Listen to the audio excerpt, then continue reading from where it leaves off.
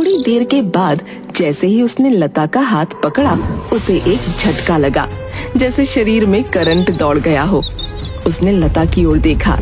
लता की आंखें लाल और चेहरा भयानक हो गया और लता बहुत भयानक आवाज में बोलने लगी, चले जाओ यहाँ से, दोबारा कभी इसे हाथ लगाने की कोशिश मत करना।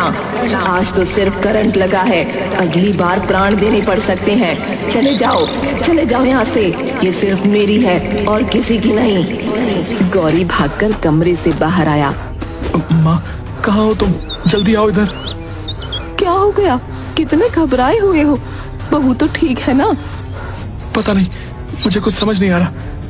मैं कमरे में गया तो वो बिल्कुल ठीक थी और जैसे ही मैंने उसका हाथ छुआ, मुझे बिजली का करंट लगा और लता की आंखें बिल्कुल लाल हो गई और उसका चेहरा बहुत डरावना सा हो गया था और वो अजीब भयानक आवाज में बोल रही थी। तू क्या बकवास कर रहा है? चल मेरे साथ। दोनों कमरे में जाते हैं। कुसुम भी उनके पीछे दौड़ी। अरे ये क्या हुआ भाभी को? ये तो बेहोश पड़ी है। लता की सास लता के मुंह पर पानी डालती हैं, जिससे लता को होश आ जाता है। आप सब यहाँ? क्या हो गया था? मुझे कुछ हो गया था क्या? भाभी आप फिर से बेहोश हो गई थी। बेहोश? मुझे तो कुछ भी याद नहीं आ रहा। मुझे क्या हुआ था? तुम परेशान मत हो बेटा, आराम करो। तुम्हारी तबीयत शायद अभी पूरी तरह से ठीक नहीं है। वो सीधा पंडित जी के पास जाती है और पंडित जी को सारी बात बताती हैं। समझ तो मुझे भी कुछ नहीं आ रहा और मुझे बहू की फिक्र भी बहुत हो रही है। बेचारी अभी तो अपने माँ बाप को छोड़कर आई है और उसकी तबीयत खराब हो गई। मैंने उसकी बीमारी की खबर तार के जरिए उसके मायके भेजी है। उम्मीद है कि कल या परसों में उसके माँ बाप यहाँ आ जाएंगे। आपने बहुत अच्छा किया। हो सकता है माँ बाप से मिलकर उसकी तबीयत थोड़ा संभल जाए। तार मिलते ही लता के माँ बाप आते हैं और बातें शुरू होती हैं।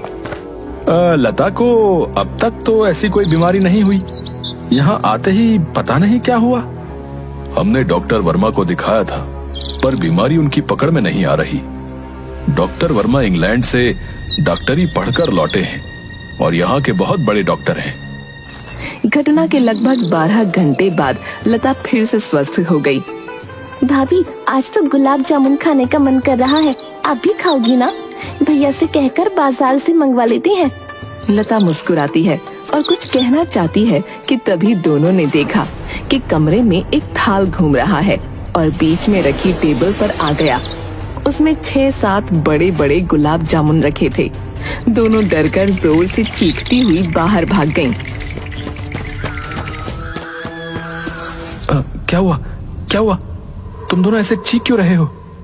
कुसुम ने गुलाब जामुन के थाल की ओर इशारा किया, लेकिन उसके मुंह से कुछ आवाज नहीं निकल पा रही थी। कौन लाया इन गुलाब जामुनों को? तभी वहाँ घर के बाकी लोग भी उन दोनों की चीख सुनकर आ गए। कुसुम गुलाब जामुन वाली सारी बात सभी को बताती है। सब दूसरे कमरे में बैठे सलाह कर रहे होते हैं। बहन जी, मुझे तो कोई भूत की करतूत मालूम होती है। आज तक तो हमने इस घर में भूत नहीं देखा बहन जी। भूत कुछ नहीं होता है, मैं नहीं मानता। हाँ, अगर भूत मेरे लिए रबड़ी का दोना मंगा दे तो मैं भी मान जाऊंगा। सब हंसने लगते हैं। तभी कमरे का दरवाजा अपने आप खुलता है और रबड़ी के 5-6 दोने हवा में उड़ते हुए कमरे के अंदर आ जाते हैं और कमरे का चक्कर लगाकर वहाँ रखी मेज पर स्थिर हो जाते हैं। सबके चेहरे का रंग उड़ गया। सभी लोग कमरे के बाहर निकल आए। सबको समझ आ गया कि ये बुरी आत्मा है और सब ये भी समझ चुके थे कि लता तभी बीमार होती है जब गौरी उसके कमरे में जाता है। गौरी ने लता के कमरे में जाना छोड़ दिया। पंडित अपने मित्र से सारी बातें बताते हैं। धनराज, तुम परेशान मत हो। मैं कानपुर के एक प्रसिद्ध ओझा को बुला लेता हूँ और वो आते ही तुम्हारे पूरे घर का निरीक्षण करेंगे। दूसरे दिन ओझा पंडित जी के घर पर आता है और पूरे घर का निरीक्षण करता है।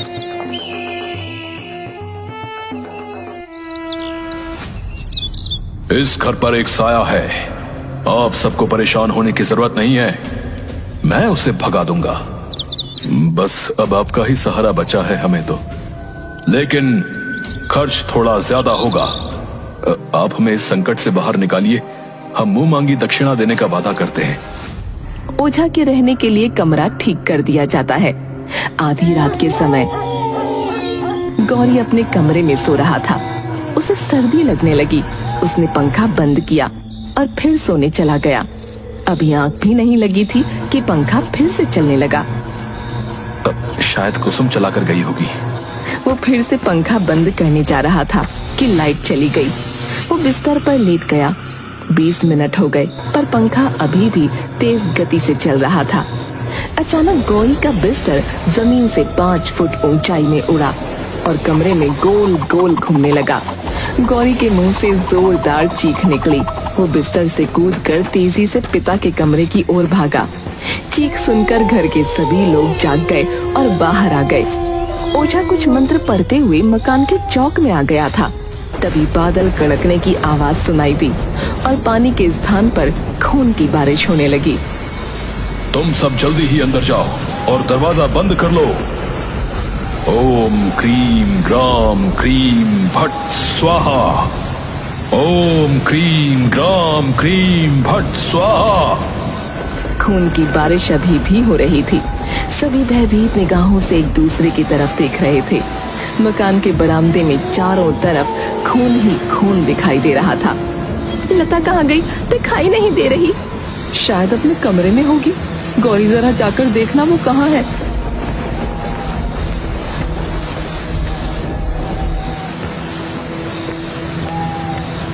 लता अपने कमरे में नहीं है। मैंने उसे रसोई घर, हॉल, ड्राइंग रूम, पूजा घर सब जगह ढूंढ लिया पर पता नहीं कहाँ चली गई। अब तक खून की बरसात भी बंद हो चुकी थी। सभी लोग लता को ढूंढ रहे थे। हवेली का दरवाजा अंदर से बंद था। कुंडी लगी थी। इससे ये तो निश्चित था कि लता हवेली के अंदर ही है। सब लता को ढूंढ रहे थे। पहली मंजिल पर बने एक कमरे का दरवाजा खुला दिखाई दिया। कमरे के अंदर लता मुंह के बल बिस्तर पर बेहोश पड़ी होती है। उसे होश में लाया जाता है। लता तुम यहाँ कैसे आई? तुम तो अपने कमरे में सो रही थी और तुम्हें इस कमरे की चाबी कहाँ से मिली?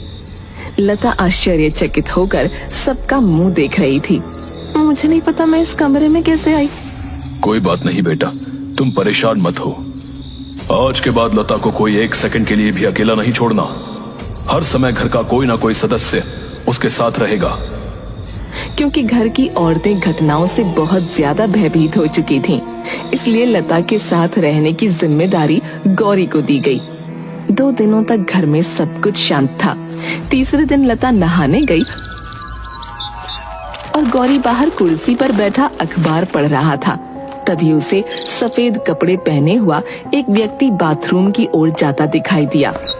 कौन हो तुम और बाथरूम में कहाँ जा रहे हो? मैं लता का प्रेमी हूँ और उससे मिलने कहीं भी जा सकता हूँ। लेकिन लता ने मुझे तुम्हारे बारे में कभी नहीं बताया। वो बहुत भोली और मासूम है। उसे तो आज तक नहीं पता कि मैं उससे कितना प्यार करता हूँ। कौन हो तुम और लता को कैसे मिले?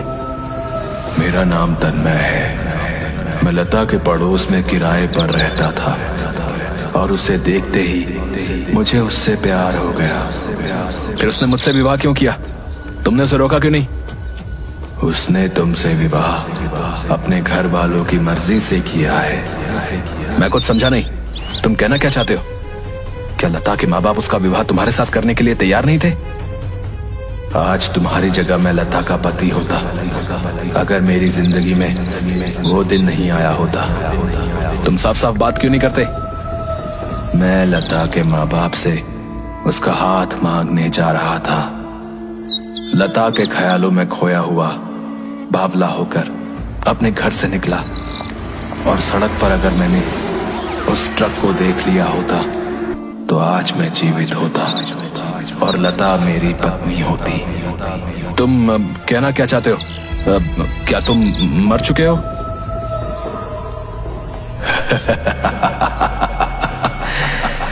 मैं मरकर भी जिंदा हूँ क्योंकि लता का प्रेम और उसका मासूम चेहरा मुझे मार कर भी मुक्ति नहीं लेने दे रहा और मैं उसे पाकर रहूंगा।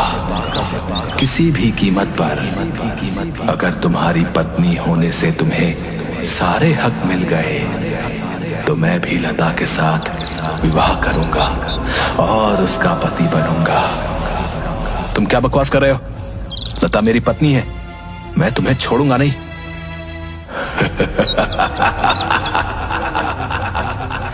तुम मेरा कुछ नहीं बिगाड़ सकते। याद है ना मैंने तुम्हें कैसे धरती से उठाकर आसमान में घुमाया था? याद है या भूल गए? गौरी डर गया। आज से 3 दिन बाद दिवाली है और मैं दिवाली के दिन लता से विवाह करने के लिए बारात लेकर आऊंगा और तुम सबके सामने उससे विवाह करूंगा। इतना कहकर तन्मय वहाँ से गायब हो जाता है और गौरी वहीं पर बेहोश हो जाता है। लता बाथरूम से बाहर आती है और गौरी को बेहोश देखकर जोर से चीखती है। घर के सभी सदस्य वहाँ आ जाते हैं। गौरी होश में आता है और वो सारी बातें बताता है। ये तन्मय कौन है? लता, क्या तुम उसे जानती हो? नहीं माँ, मैं तन्मय नाम के किसी लड़के को नहीं जानती और मैंने कभी ये नाम पहले सुना भी नहीं है। हम सब ने ये नाम कभी नहीं सुना। पता नहीं तन्मय कौन है, कहाँ रहता है, हम उसके बारे में कुछ नहीं जानते। बहन जी, हमें अपनी बहू पर पूरा विश्वास है और हम इस मुश्किल से उसे बाहर निकाल कर ही रहेंगे। आप हम पर भरोसा रखिए। ये बड़ी ही जिद्दी और दुष्ट आत्मा है जो आपकी बहू लता के ऊपर फिदा है, परंतु आप सब फिक्र मत कीजिए। मैं कल एक अनुष्ठान करूंगा और उसके बाद इस सिद्धि आत्मा का खेल हमेशा के लिए खत्म हो जाएगा। बाबा, यदि आपको जरा भी संदेह हो तो आप किसी को अपनी सहायता के लिए बुला लीजिए। मुझे किसी प्रकार का कोई संदेह नहीं है और इस तरह की आत्माओं को भगाने के लिए मैंने अपने गुरु गंगाधर जी से उचित शिक्षा प्राप्त की है। विश्वास रखिए, मैं आपको इस मुश्किल से मुक्त करूंगा।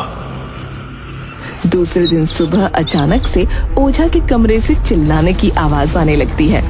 सब दौड़कर ओझा के कमरे की ओर जाते हैं, जहां ओझा पंखे से उल्टा लटका हुआ था। उसके दोनों हाथ एक दूसरे से बंधे थे। छोड़ दो, मुझे छोड़ दो, मुझे माफ कर दो। मैं आज ही यहाँ से चला जाता हूँ और कभी लौट कर नहीं आऊंगा। तभी कोई ओझा को पंखे से घुमाकर जमीन पर फेंक देता है। गौरी उसे अस्पताल में भर्ती करा देता है। अब क्या होगा? अब हमें इस बुरी आत्मा से कौन बचाएगा? फिक्र मत करो, मैंने गंगाधर जी को लेने के लिए कल ही आदमी भेज दिया है। भगवान ने चाहा तो वो जल्द ही यहाँ आ जाएंगे। लेकिन उनका पता कैसे मालूम चला? मैंने कल ओझा से गुरुजी का पता पूछकर आदमी को उन्हें लेने भेज दिया था। दिवाली का दिन आ गया। सब बहुत ज्यादा परेशान होते हैं। पूरा दिन घर में शांति का माहौल था। शाम के वक्त आसपास के घरों में दिया बत्ती जलने लगी। तभी पंडित जी की हवेली के बाहर बाजे की आवाज सुनाई देती है। सब बरामदे की तरफ बढ़ते हैं। तभी हवेली का दरवाजा अपने आप खुलता है और बाजे की आवाज हवेली के अंदर जोरों से आने लगती है। पलक झपकते ही वहाँ बहुत सारे कंकाल सरकटे शरीर नाचने लगते हैं और तन्मय गौरी को दिखता है जो दूल्हे के भेष में होता है।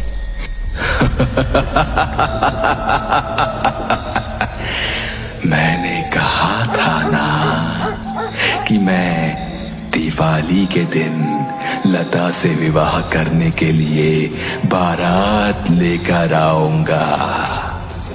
देखो, मैं आ गया। इस अजीब सी बारात को देखकर घर की सारी औरतें बेहोश हो जाती हैं।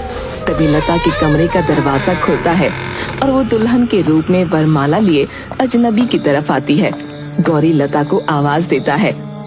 लता, लता, तुम होश में तो हो? तुम ये क्या करने जा रही हो? लता को तो जैसे कुछ सुनाई ही नहीं दे रहा होता।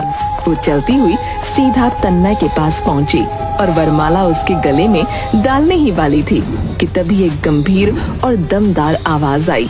रुक जाओ जाओ जाओ। आवाज सुनते ही लता के हाथ रुक गए और वो वहीं बेहोश होकर गिर गई। ये आवाज गुरु गंगाधर की थी।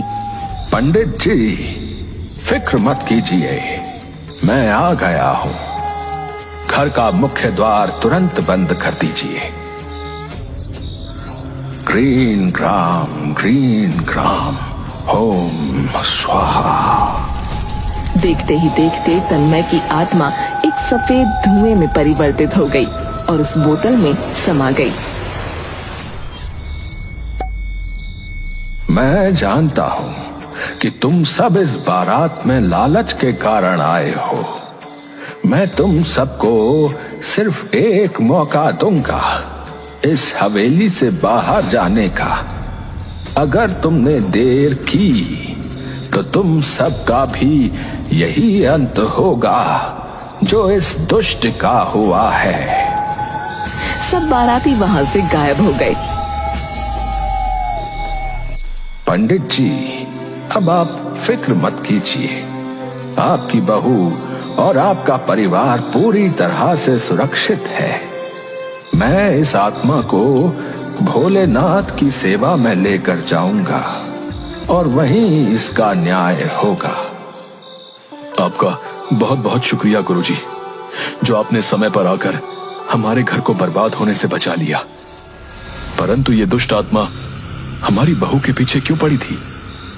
ये एक मनचली आत्मा है जो आपकी बहू के रूप और सुंदरता को देखकर उस पर मोहित हो गई थी और इसी कारण वो पीछे पड़ गई। परंतु अब डरने की कोई जरूरत नहीं है। पंडित गंगाधर को बहुत सारी दान दक्षिणा देकर विदा किया जाता है। उसके बाद लता और गौरी अपना जीवन अच्छे से व्यतीत करते हैं।